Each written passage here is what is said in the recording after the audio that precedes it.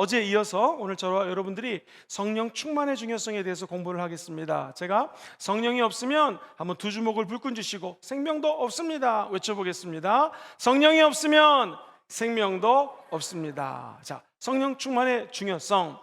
우리가 지난 시간에 성령 하나님이 우리 가운데 충만히 임하는 것은 하나님의 뜻이라고 같이 공부했습니다. 이 세상이 악하기 때문에 세월을 아껴라, 술 취하지 마라, 방탕한 것이니까 오직 성령의 충만함을 받으라 말씀하셨습니다. 자, 그렇다면 왜 우리 순복음교회에서는 성령 충만함을 받으라는 것을 강조할까요? 그 중요성이 무엇인지 오늘 5가지로 말씀을 드리도록 하겠습니다. 먼저 첫 번째로, 저 여러분들이 살고 있는 오늘날의 시대를 성령의 시대라고 이야기합니다. 같이 읽어볼까요? 시작. 오늘날은 성령의 시대이기 때문입니다. 이 역사를 바라보는 여러 가지 관점이 있습니다. 역사를 시간의 흐름에 따라 조명할 수도 있고요, 리더십, 위인들을 통해서 역사를 바라볼 수도 있겠고요, 다양한 방법 중에서 우리 기독교에서는요, 역사를 바라보는 한 관점이 구속사적 관점이라는 게 있습니다. 김양재 목사님이라고 혹시 아시겠죠? 이 구속사적 관점이라고 하는 것은, 다시 쓰겠습니다. 우리 김양지 목사를 만났더니 본인은 설교를 할 때 구속사적 관점에서 설교한다고 굉장히 자부심을 많이 갖고 계시는데, 이게 뭐냐면요, 자, 십자가 예수 그리스도를 중심으로 우리는 이것을 다 구약이라고 여태까지 같이 공부했죠. 오래된 약속. 그래서 영어로는 old, 오래된 테스타먼트라고 하는 단어를 쓰는데 발음은 테스트먼트라고 한다고 그랬죠. 오래된 약속, 이것이 구약입니다.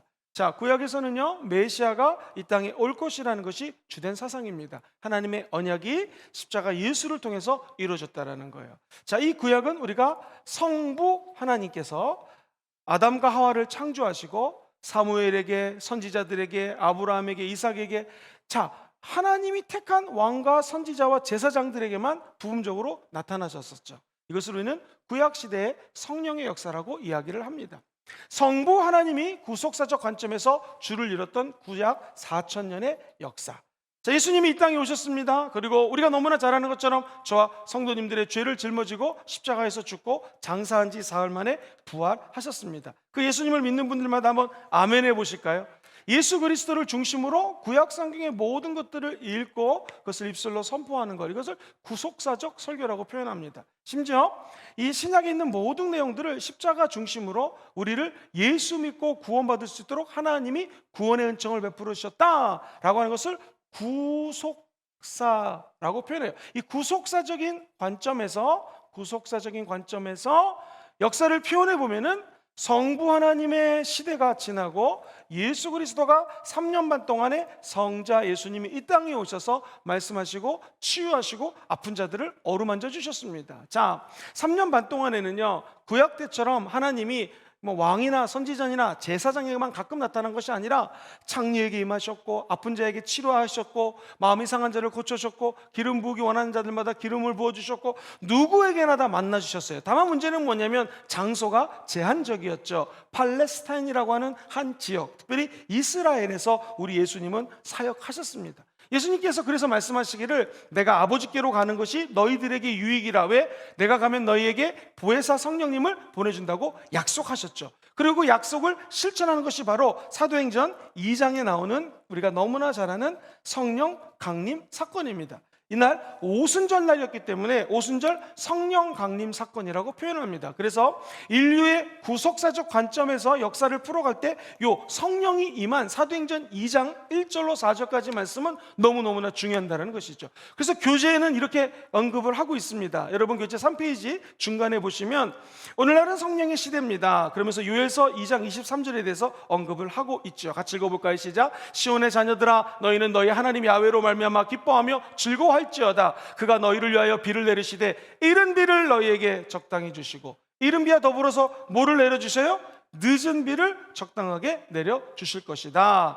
그가 너희를 위하여 비를 내리시되 이른 비를 너희에게 적당히 주고, 이른 비와 늦은 비가 예전과 같을 것이다. 늦은 비도 내려주신다는 것인데, 성령 임하면 어떤 일이 벌어지는가? 24절 이렇게 표현을 합니다. 우리 다 같이 28절과 29절 읽어봐요. 시작. 그 후에 내가 내 영을 만민에게 부어주리니 너희 자녀들은 장래일을 말하며 너희 늙은이들은 꿈을 꾸며 너희 젊은이들은 이상을 볼 것이며, 그때 내가 또 내 영을 남종과 누구에게?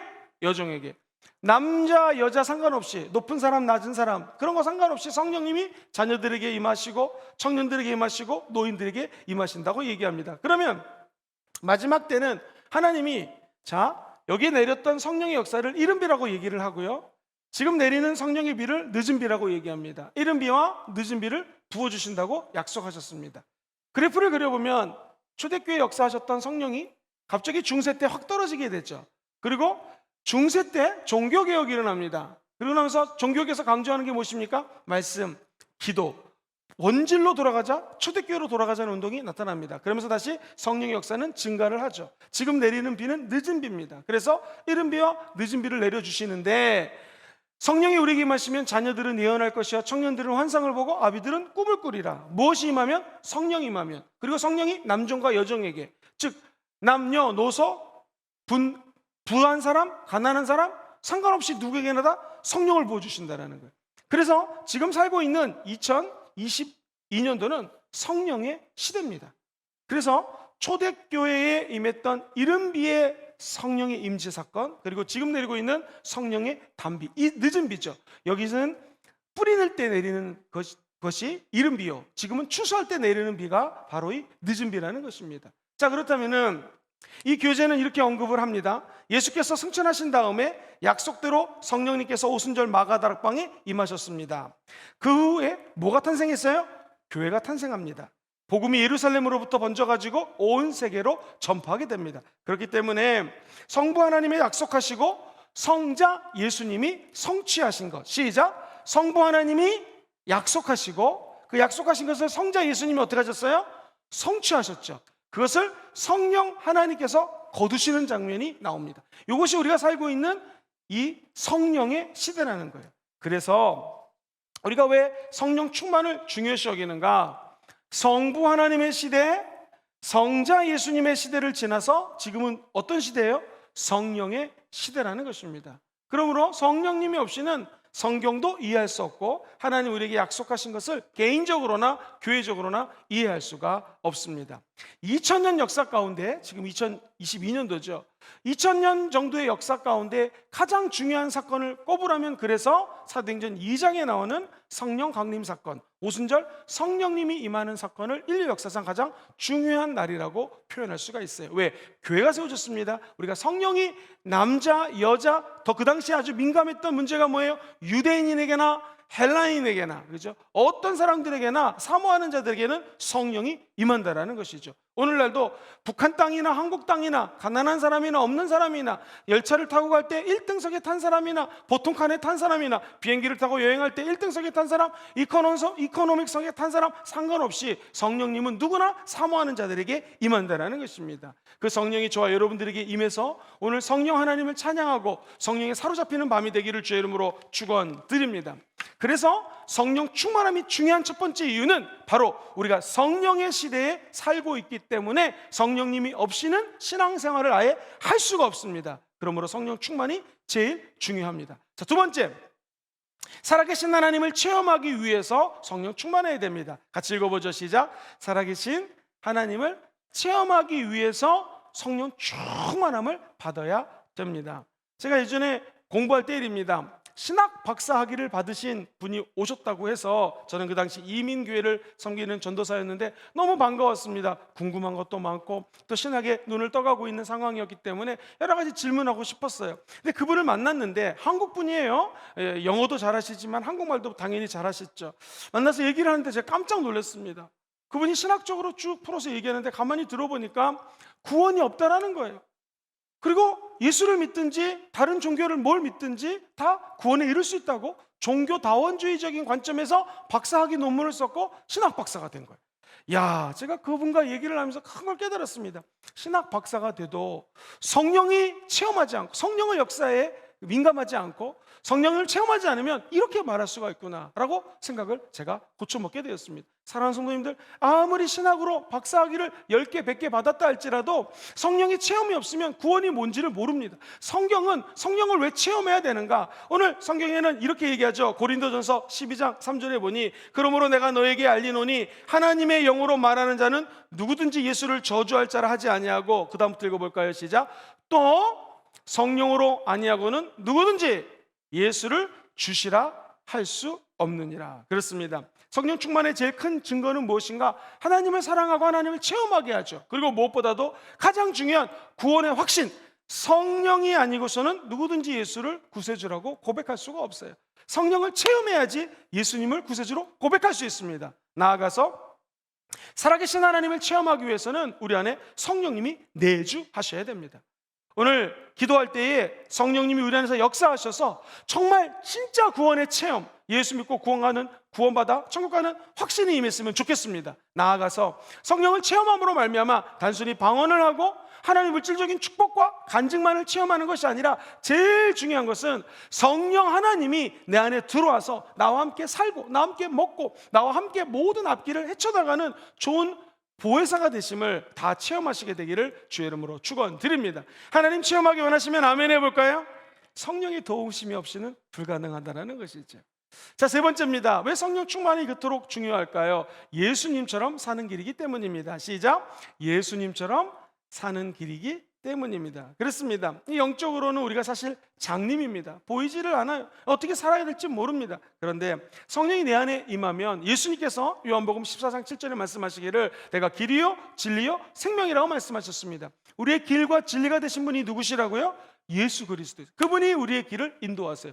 보이지 않는 장님 같은 영적인 우리 같은 존재들이 예수를 만나고 난 다음부터 길을 발견하게 됩니다. 그리고 그 길을 예수의 영과 동행하면서 성령과 동행하면서 점점 성령님을 따라가고 예수를 닮아가게 되는 것이죠. 그래서 예수님처럼 사는 길은 결국 우리 안에 계신 예수의 영, 성령을 체험하는 것 외에는 방법이 없습니다. 요한복음 15장 26절을 읽어보겠습니다. 시작. 내가 아버지께로부터 너에게 보낼 보혜사 곧 아버지께로부터 나오시는 무슨 영이에요?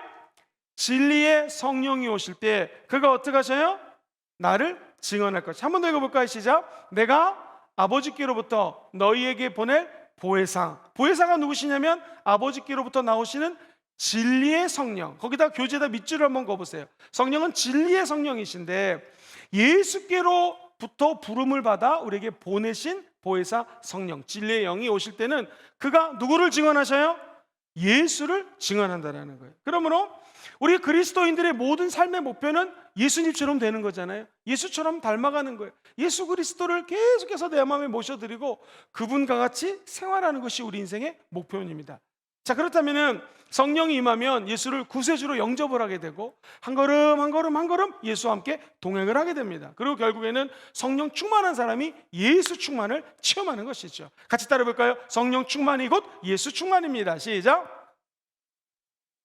성령 충만한 사람의 특징은 뭐냐면 여기 말씀 그대로 예수님에 대해서 얘기를 합니다. 우리가 오해하는 것이 성령 충만하면 뭐 기적을 얘기하고 이사를 얘기하고 다 좋아요. 방언 얘기하고 신비한 얘기할 수 있어요. 정말 좋은 것입니다. 그러나 더 중요한 것은 성령 충만한 사람은 예수 충만하기 때문에 누구를 증거하게 돼 있어요? 예수님을 증거하고 예수님만 자랑하게 됐다는 거예요. 자, 그렇다면 어떻게 분별하는가? 어떤 사람이 성령 충만하다고 자기 얘기하는데 자기 자랑을 하고 이거 내가 일을 했다라고 하는 것은 아직 성령 충만한 게 아니에요. 성령 충만은 뭐예요? 예수님 자랑하고 예수 그리스도를 닮아가고자 노력하고 그분을 높이는 사람이 진짜 성령 충만한 사람입니다. 이단과 우리 기독교의 특징은 무엇입니까? 우리 기독교는 성령 충만하면 예수를 증거해요. 이단의 특징은 뭐예요? 성령 충만하다고 하면서 자기들이 믿고 있는 종교 집단의 지도자, 교주를 칭찬합니다. 심지어 그분을 보혜사라고 얘기해. 이게 완전히 이단이죠. 진짜 성령 충만한 사람들은요, 예수 그리스도를 닮아가고 예수를 따르는 길이 열리게 된다는 거예요. 그러므로 우리 순복음금종교의 모든 성도들이 진정 성령 충만해져서 예수님을 증거하시게 되기를 주의 이름으로 축원드립니다. 우리가 성령 충만한 것은 성령의 시대를 살고 있고 그리고 무엇보다도 하나님을 체험할 수가 있고요, 예수를 닮아가고 예수 그리스도 영으로 충만함 받기 위해서 세 가지가 중요합니다. 그 다음에 첨가를 해서 두 가지만 더 말씀을 드린다면 네 번째입니다. 말씀을 온전히 이해하고 적용하게 되기 때문입니다. 같이 읽어보죠. 시작. 말씀을 온전히 이해하고 적용하게 되기 때문에 성령 충만이 너무나 중요합니다. 자, 고린도전서 2장 12절로 13절은 이렇게 이야기를 하죠. 우리가 세상의 영, 마귀의 영, 귀신의 영 받지 않았습니다. 오직 하나님으로부터 온 영, 이게 성령이죠. 하나님으로부터 온 성령을 받았으니 이는 우리로 하여금 하나님 아버지께서 우리에게 뭐로 줘요? 은혜로 주신 것들이 있는데 이 모든 것들을 알게 하려 하십니다. 13절도 읽어보죠. 시작. 우리가 이것을 말하거니와 사람의 지혜가 가르친 말로 아니하고 오직 성령께서 가르친 것으로 하니 영적인 일은 영적인 것으로 분별한다. 이 세상 일이라든가 세상에서 돌아가는 것이 아니라 영적인 일들은 오직 영으로 분별을 하여 우리 안에 계신 성령인 것이죠. 그럼 이 영적인 일을 어떻게 분별할 수 있겠습니까? 기도한다고 다 분별될까요? 그렇지 않습니다. 정확하게 객관적으로 하나님의 말씀을 이해하고 말씀을 적용하게 살 수 있도록 도와주시는 분이 성령님이에요. 그래서 제일 무서운 사람이 누구냐면 기도는 많이 하는데 말씀을 몰라, 말씀을 안 읽어요, 말씀을 듣지도 않아요, 말씀을 중요하게 여기지도 않아요. 이거 이단에 빠질 수 있다는 것이죠. 결국에는요, 보아스와 악인이라고 하는 구약의 성전의 두 기둥처럼 성령 충만과 기도를 해서 성령 충만해지는 것과 하나님의 말씀이 다 같이 밸런스, 균형을 이뤘을 때에 그 마음에 있는 성소가 강건해진다는 거예요. 자, 저와 여러분들이 성령 충만하다는 것을 말씀을 듣고 이해하게 되고요, 말씀을 따라 살아갈 수 있는 능력을 누구로부터 공급받아요? 성령으로부터 공급받기 위해서 성령 충만이 필요한 것입니다. 디모데후서 3장 16절은 하나님의 말씀을 이렇게 언급해요. 모든 성경이 하나님의 감동으로 된 것이기 때문에 교훈과 책망과 바르게 함과 의로 교육하기 유익하다. 그러므로 이 말씀을 기록한 저자가 성령님이잖아요. 성령님이 우리 안에 들어와서 이 말씀을 따라 우리를 양육하고 도와주신다는 것입니다. 제가 이 성령에 대해서 이야기를 할 때마다 느끼는 것이 있어요. 성령님은 그냥 신학적으로 성령이 이런 분이야 라고 얘기하고 끝날 것이 아닙니다. 엄격히 따지면은요, 사실 신학자들이 그동안 인류의 2000년 역사 동안 성부 하나님에 대해서 연구 많이 했습니다. 성자 예수님에 대해서도 연구를 많이 했어요. 그런데 이 성령론을 연구한 것은 한 200년, 300년밖에 되지 않습니다. 그리고 성령론에 대해서 관심을 갖고 성령 충만에 대해서 이야기를 하자 사람들이 진짜 1900년도에 방언을 받고 성령의 은사를 받는 사건들이 터졌고요, 성령님과 교제하면서 정말로 성령의 불같은 역사들로 말미암아 교회들이 성장합니다. 우리나라 60년대, 70년대, 80년대 폭발적인 성령 운동이 있었죠. 지금도 아프리카에 있는 한 나라에 가면 제 친한 교수님이 아프리카에서 제일 부흥하는 교회를 갔는데 깜짝 놀랐습니다. 지금 세계 최대 교회는 사실 여의도 순복음교회가 아니라 아프리카에서 있는 교회. 직접 사진을 찍어왔는 걸 봤는데 깜짝 놀랐어요. 교회가 얼마나 큰지. 한 도시가 교회예요. 교회 안에 우체국이 있어요, 전화국이 있어요. 그리고 도시 안에 모든 것들이 다 갖춰져 있는 것처럼 교회 안에 전화국도 있고 우체국도 있고 모든 편의시설이 다 들어왔어요. 거의 신도시 같아요. 왜? 성도들이 몇십만 명, 100만 명이 넘었다고 얘기를 합니다. 근데 거기 갔더니 한 가지예요. 성령 중심으로 사역하고 성령 중심으로 기도하고 성령 중심으로 말씀을 보니까 아프리카 교회에 큰 부흥이 임했다. 결국 성령이 없으면 부흥이 없습니다. 말씀을 읽고 내 말씀을 삶에 적용할 때 내면적 부흥이 임하게 되고요, 나아가서 눈에 보이는 가시적인 외적인 부흥도 따라온다는 거예요. 그래서 먼저 질적 성장이 있고 양적 성장이 따라오는 것처럼 내적 부흥은 성령이 아니고서는 내적 부흥, 질적인 성장 있을 수가 없습니다. 여기 계신 모든 분들이 성령님은 저 신학책에서 다루는 존재가 아니라 우리 삶의 현장에 있다는 거 잊지 않게 되기를 주의 이름으로 축원드립니다. 한 학생이 저에게 사석에서 밥을 먹는데 교수님, 우문, 현답 무슨 뜻인 줄 아십니까? 그래서 우문? 엉뚱하거나 또는 좀 어리석은 질문에 현명하게 답하는 것이 우문현답 아닌가로 얘기를 했더니 아니라는 거예요. 뭐냐고 그랬더니 우리 문제의 해답은 현장에 답이 있습니다. 이게 우문현답이에요. 우리들은 문제가 있잖아요. 이 문제의 답이 어디 있는가? 현장에 답이 있는 것이 우문현답이라는 거예요. 내가 한참 웃었습니다. 근데 이 말이 틀리지가 않아요. 농담으로 그 학생이 한 말인데 맞는 말입니다. 교회 성장학 책들이 많아요. 쭉 읽어보면은요, 다 맞는 말이에요. 그런데 교회가 성장을 한다, 교회가 부흥을 한다, 사실은 책 안에 답이 있는 것이 아니라 현장에 나와보면 답이 있더라고요. 그래서 제가 많은 목사님들을 열심히 만났던 이유가 뭐냐면, 교회가 부흥되는 것은요, 책 속에 있는 것들은 그냥 기본적이고 통계적으로 사회학적으로 분석해 놨을 뿐이지, 사실은 교회 현장에 역사하시는 성령님 때문에 그 교회가 성장하고 부흥한다는 것이죠. 그렇다면은 우리 순복음 금정교회가 왜 성령 사역을 같이 이야기 나누고 기도를 하느냐? 성령이 역사하셔야지 교회도 부흥되고요, 개인도 부흥됩니다. 그리고 성령이 말하게 하심을 따라 말할 때, 근데 이 말이 어디에 담겨져 있어요? 하나님 말씀에 담겨져 있잖아요. 이 말씀을 따라 성경 말씀을 우리가 입술로 선포할 때 그 교회나 개인이나 가정에 하나님 주시는 영광이 깃든다는 거예요. 저와 여러분들에게 그런 축복이 있게 되기를 주의 이름으로 축원드립니다. 그렇습니다. 우리 모든 문제에 해답은 현장에 있습니다. 우리 순복음 금정교회가 그런 교회가 될 줄 확신합니다. 그래서 이 성령 충만이 왜 중요한가 말씀을 이해하고 적용하게 될 뿐만 아니라 마지막 5번째로 신앙 성장의 지름길이기 때문입니다. 같이 읽어보죠. 시작. 신앙 성장의 지름길이. 성령 충만한 사람들이 신앙이 팍팍팍팍 성장할 수 있다는 것이죠. 성령 어떤 분이신가? 로마서 8장 26절에 이렇게 얘기합니다. 이와 같이 성령도 우리의 연약함을 도우시나니 우리는 마땅히 기도할 바를 알지 못하지만 오직 성령이 말할 수 없는 탄식으로 우리를 위하여 친히 간구하시느니라. 마음을 살피시는 이가 성령의 생각을 하시나니 이는 성령이 누구의 뜻대로 우리를 간구해줘요? 하나님의 뜻대로 성령이 저와 여러분들을 간구하신다는 거예요. 그러면서 아예 28절은 너무나 유명한 말씀이죠. 하나님을 사랑하는 자, 곧 그 뜻대로 부르심을 입은 자들에게는 모든 것들이 다 합력하여 선을 이룬다. 근데 28절이 나오기 전에는 26절, 27절에 주목해야 돼요. 우리는 마땅히 기도할 바를 알지 못해요. 어떻게 기도할지를 잘 모릅니다. 그런데 성령이 우리 연약함을 도우시고 우리 안에 들어와서 말할 수 없는 탄식으로 저와 여러분들을 기도해 주는 거예요. 왜? 우리가 신앙적으로 성장할 수 있도록. 그리고 하나님의 뜻대로 간구를 해주신다는 거예요. 성령은 하나님이시기 때문에 인간의 길, 인간의 뜻이 아닌 하나님의 뜻대로 우리를 위해서 친히 간구해 주신다는 거예요. 사랑하는 성도님들, 오늘 기도할 때 우리 인간의 뜻이 아닌 하나님 뜻대로 기도하는 성령의 간구가 있게 되기를 주의 이름으로 축원드립니다. 학교 다니면은요, 학교에서 배우는 것은 무엇인가? 이 어휘력입니다. 어휘력 늘어나게 되죠. 그런데 사회생활하면 깨닫죠. 어휘력보다 중요한 것이 공감력입니다. 다른 사람들을 공감해주는 능력. 학교에서는 수리력 필요합니다. 그래서 우리가 계산도 하고 수학 공부하죠. 근데 사회 나가보면 계산하는 것도 중요하지만 이해하는 게 더 중요하다는 것을 깨닫게 됩니다. 사회생활하고 같이 직장들하고 직장에 들어가서 동료들하고 생활하면 저 사람을 이해하는 게 중요하지 수학적으로 계산해가지고 이거 해봤자 결국 남는 것이 하나도 없더라는 것이에요.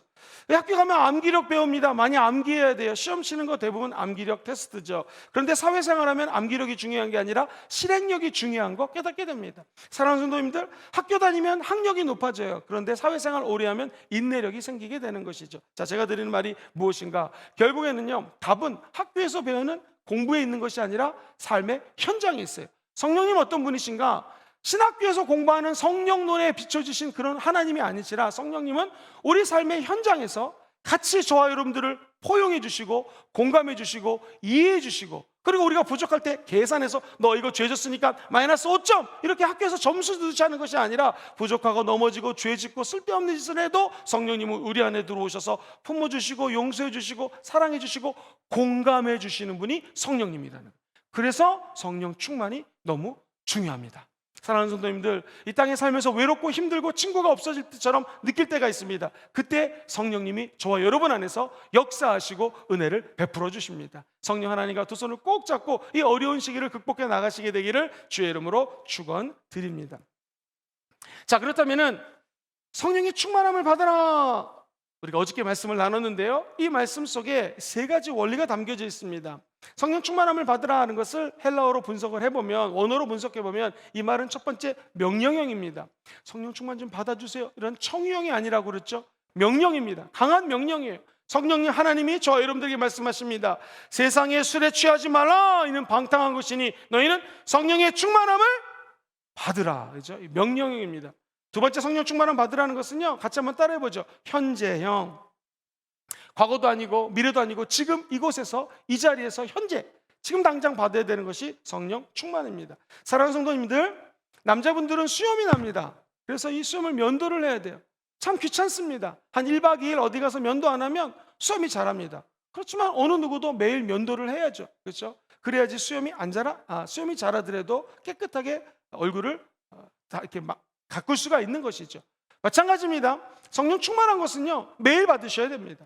우리 마음속에서요, 안 좋은 것들이 스물스물 매일매일 자라납니다. 그래서 아침, 점심, 저녁으로 기도하면서 성령 충만을 시시각각 사모할 때 성령이 우리 가운데 임재한다는 것이죠. 아니, 손톱 발톱 이거 얼마나 귀찮습니까? 그렇다고 안 깎는 거 아니죠. 계속해서 자라나는 게 손톱이고 발톱이에요. 깎아야 됩니다. 마찬가지로 성령 충만함도 매일매일 받아야 되는 것입니다. 사랑하는 성도님들, 운전을 해보면요, 제 차가 만약에 엄청나게 비싼 차라 할지라도 기름을 넣어주지 않으면 이 차는 운행할 수가 없습니다. 마찬가지로 우리 인생의 동력이 되시는 성령님은요, 매일매일 충만함을 받으셔야 됩니다. 우리가 오늘 이곳에서 왜 모여서 또는 TV로 인터넷으로 예배드리며 하나님께 나아가는가? 성령 충만함 받기 위함입니다. 성령 충만 받기 원하시면 아멘 해볼까요?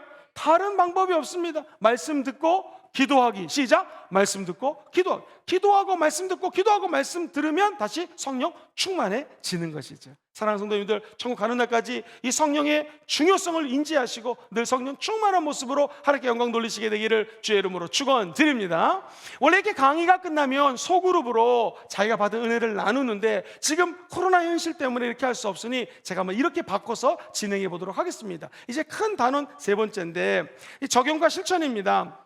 최근에 자신에게 일어났던 하나님의 은혜를 한번 나눠보십시오. 그렇죠? 나는 이래서 은혜 받았습니다. 이렇게 살고 있습니다. 라고 한번 집에 가셔서 가족들과 함께 나눠보면 좋을 것 같습니다. 확실한 것은 내게 일어났던 좋은 일들은요, 성령 충만할 때 일어납니다. 여러분들 성령 충만함 받기 원하시면 아멘 해볼까요? 성령 충만함 받는 방법은요, 마음을 비워야 됩니다. 시작. 마음을 비워야 됩니다. 한 번 더 해볼까요? 시작. 마음을 비워야 됩니다. 이 깨끗한 컵에, 그죠? 물을 따르려면 컵이 깨끗해야지 물을 따라 마실 수 있습니다. 우리의 영혼도 깨끗해야 돼요. 어떻게 깨끗해질 수 있을까요? 회개하면 됩니다. 두 번째 한번 따라해 볼까요? 사모해야 됩니다. 시작. 성령은 사모할 때 임합니다. 세 번째 읽어보죠. 시작. 마음의 문을 열어야 합니다. 네 번째, 믿음으로 구해야 됩니다. 다섯 번째, 늘 기대해야 됩니다. 여섯 번째 뭐예요? 나눠줘야 됩니다. 이게 참 재밌는 게요, 자, 성령의 충만함을 받으라, 이게 명령형이고 현재형이라고 그랬잖아요. 근데 이게 세 번째로 한번 따라해볼까요? 수동형. 수동형은 뭐예요? 수동적으로 받는다라는 거예요. 그러니까 성령이 충만하면 내가 막 달라고 그래서 주는 것이 아니라 나는 가만히 있는데 성령이 환영합니다, 인정합니다, 모셔드립니다. 내가 수동적이에요. 하나님이 능동적으로 임하는 거예요. 급하고 강한 바람 같은 소리가 들려서 앉은 온 집안에 가득하더니 불에 같이 갈라지는 것이 각 사람에게 성령이 능동적으로 임한 거고, 우리 사람들은 수동적으로 성령을 받는 거예요. 그래서 성령 받는 사람들은 따라해볼까요? 사모해야 됩니다. 믿음으로 구해야 됩니다. 우리가 성령을 조절하는 것이 아니라 성령의 뜻대로, 바람이 임의로 부는 것처럼 성령의 마음대로 우리 가운데 역사하는 것이죠. 그러므로 저는 이렇게 말씀을 좀 정리하고 싶습니다. 내가 최근에 받은 은혜가 있다? 가만히 보면 내가 막 기도해서 받은 것 같아요. 근데 정확히 얘기하면 내가 물론 기도하고 애썼지만 성령님이 성령님의 때에 하나님의 마음대로 저 여러분들에게, 그 사람에게 역사해 주시는 거예요. 성령님은 능동적으로, 성령님 마음대로, 우리는 굉장히 수동적으로. 다만 우리가 한 것은 뭐예요? 하나님께 기도하고 그분께 순종하고자 할 때 성령님이 바람처럼 불처럼 생명처럼 그 사람에게 임재한다는 거예요. 아하, 여태까지는 내가 받은 은혜를 내가 기도 많이 해서 받은 거라고 생각했고, 저 사람을 중보기도 했기 때문에 저 사람이 은혜 받은 거라고 생각했는데, 사실은 우리가 한 것은 하나도 없고 그냥 믿음으로 구한 것뿐인데, 성령님이 성령님의 뜻대로 성령님의 때에 성령 하나님의 권세로 우리에게 역사하신 거구나. 자, 이런 깊이 있는 깨달음이 있게 되기를 주의 이름으로 축원드립니다. 우리 교재에는요, 적용과 실천에 이렇게 얘기를 합니다. 자, 두 번째 문제, 성령 충만의 중요성에 대해서 공부하면서 새롭게 깨달은 거나 은혜 받은 게 있으면 옆에 사람들하고 좀 나눠보십시오. 한번 가족끼리 나눠보면 좋을 것 같고요, 혹시라도 혼자 계신 분들은요, 여기 노트에 쓰면 됩니다. 나눠드린 공책에다가 이런 걸 깨달았습니다, 적어두면 나중에 큰 도움이 될 것입니다. 세 번째, 우리 신앙생활에서 성령 충만이 중요한 이유 5가지 한번 정리해 볼까요? 큰 소리로 한번 암기하는 마음으로 읽어보겠습니다. 시작. 오늘날은 성령의 시대이기 때문입니다. 두 번째, 살아계신 하나님을 체험하기 위해서입니다. 세 번째, 예수님처럼 사는 길이기 때문에. 네 번째, 말씀을 온전히 이해하고 적용하게 되기 때문입니다. 마지막 5번째, 신앙 성장의 지름길이기 때문에 그렇습니다. 이 5가지 정도 외우시면 나중에 전도하실 때, 아니 왜 이렇게 성령 충만이 중요합니까? 라고 어떤 사람이 물어보면 이 5가지를 기록했다가 말씀해 주시면 틀림이 없습니다. 자, 네 번째 질문 보세요. 이 5가지 외에도 개인적으로 성령 충만함이 중요하다고 생각하는 이유를 한번 적어보십시오. 저도 적어봤습니다. 저 개인적으로는 성령 충만하면 강하고 담대해지는 것 같아요. 강하고 담대하라 많이 얘기 나오는데, 성령 충만하면 진짜 강하고 담대해집니다. 그리고 성령 충만하면 교회나 직장이나 단체가 성령 충만한 증거가 이 연합이에요. 하나가 됩니다. 성령 충만하지 않다고 하는 것은 다 자기가 잘났다고 얘기를 하기 때문에 분열이 이루어집니다. 성령 충만한 조직은 하나가 되고 연합이 돼요. 왜냐하면 성령의 띠로 하나로 될 수 있고 묶을 수 있기 때문에 그렇습니다. 저와 여러분들이 늘 성령 충만을 사모했으면 좋겠습니다. 이거 말고도 제 개인적으로는 귀신과 싸워 승리하려면 성령 충만하지 않고는 귀신과 싸울 수가 없죠. 그리고 제일 중요한 것은 성령으로 충만하면 어차피 우리가 인생을 살아가야 되잖아요. 앞길을 그렇게 걸어가게 되어 있어요. 근데 성령과 동행하면은 어떤 일을 선택할 때, 그렇죠? 내가 여태까지 공부한 내용들이 있기 때문에 공부한 이성적인 지식을 바탕으로 결정할 수도 있고, 어머니 아버지께 상의를 한다거나 주변에 있는 사람들 얘기를 듣고 결정할 수도 있고.